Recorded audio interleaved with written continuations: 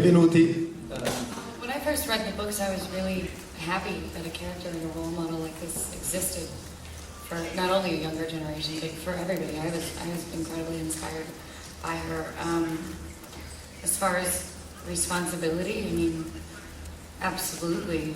I mean, people are listening to you and watching you. You have a choice in what you want them to hear.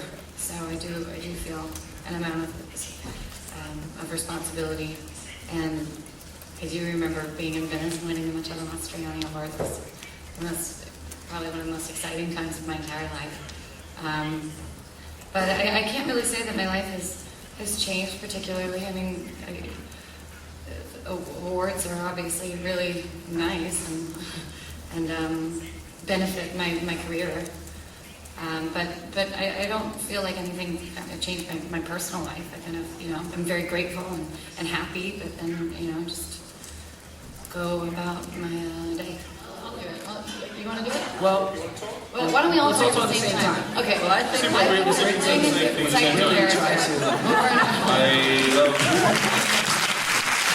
You're welcome.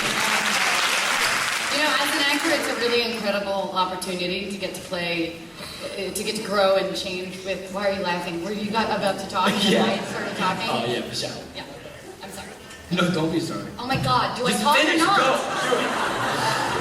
It's driving me crazy and giving me a stomachache. But to get to grow with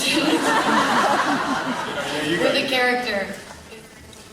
Il ragazzo lì per favore e poi la ragazza. Ci sono loro. Aspetta, Oh my God, you guys have to talk now. No, we don't. I wanted to talk and then someone else started talking. Oh my God. Tell us about your character and how he changes from the first to second film. What it's like to be playing a role. Well, my character for me. I'm glad you asked, Josh. Yeah, you're because welcome. I've been wanting to tell you all about it. I know you have. Should I talk? Should I answer this question? I think so. Do it. It's something that I always identify with Gail is he's an extremely passionate character. He's constantly wanting to stand up for what he believes in. For a long time, he's kind of powerless to do so. And through this film, you get to see little bits and pieces of that fight and that want to change the situation he's in. And I think that's something we all identify with these characters. Are you guys having a conversation on your own? Sure. Because I'm talking and I'd like you guys to listen. That's it. Okay? And I think it's something we all identify with, and I think it's a reason that these stories do so well and so many people connect with them is because young people look up to this. Katniss in particular, she's someone who refuses to change. She refuses to give in to this evil force that wants her to be something she's not. And she says no, and regardless of whether it's her life at risk, she's willing to stand up for what she believes in, and it's something that Gail does, it's something that Peter does, it's all these real characters that, enough's enough, it's refusing to give in to it. And I think that's an important message for a lot of young people, and I think that's why young girls look up to Katniss, and it inspires them and gives them courage because they see that they can be themselves and they can stand up for what they believe.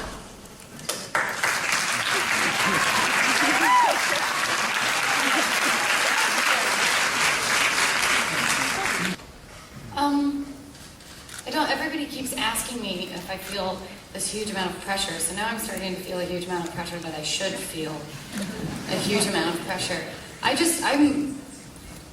this doesn't sound like a cliche, it is a cliche, but I really just love my job. I love making movies, I love acting, and I've been taking movies for the same reason my entire life.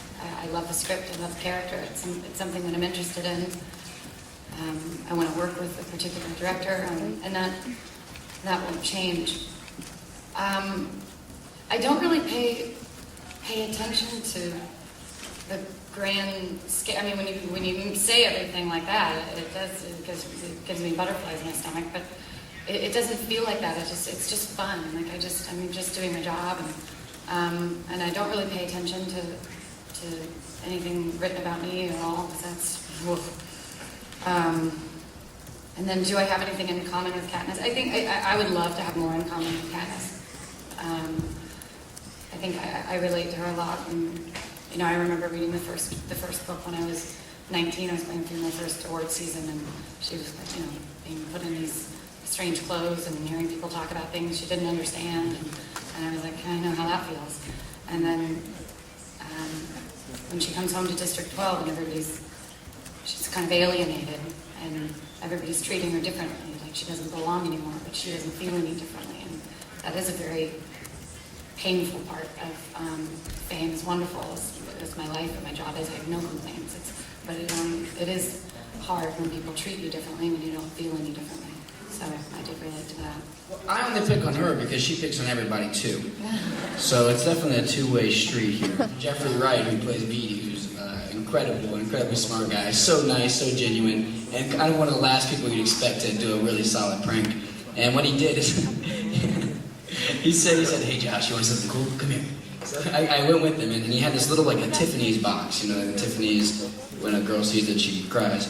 And so he had one of these, and he said, watch this. He gave it to Jennifer, and Jennifer's like, oh my God, thank you. And it's like after she won the Oscars, so it's all and she opens it up, and it's full of crickets. They just start like exploding out of there, and she screams and comes running out of the trailer. And actually, that joke, the prank backfired on Jeffrey, because he was like, the part that I didn't realize was when you're how hard it is to put 200 crickets into a box in your hotel room. Oh, yeah. So for like weeks, he had crickets in his hotel at nights, like, you know, sleep, like doing a thing all night. That's good to hear. I didn't know about that. But as a general note, we were kind of just giving each other shit, for lack of a better word, the entire film. Yeah, it's not specific pranks so much, just how we talk to each other. Yeah, exactly. Constantly just putting each other down, yeah, which builds each other up somehow. Yeah, so I don't understand it really. very special relationship. Very special. Love you. All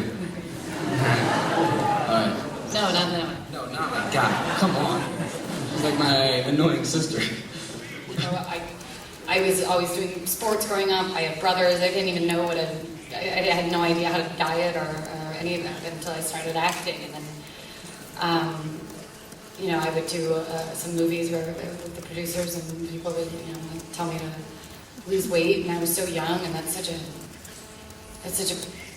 kind of painful thing to hear at such a young age. I remember that really kind of breaking my heart, because it's hard to hear that you need to lose weight when you don't think that you're fat, when you are perfectly fine with your body. And I feel like, and then I know that I'm not the only one. I know that there are lots of filmmakers that have this idea of this unobtainable, perfect body image, and they put those unobtainable pressures on people.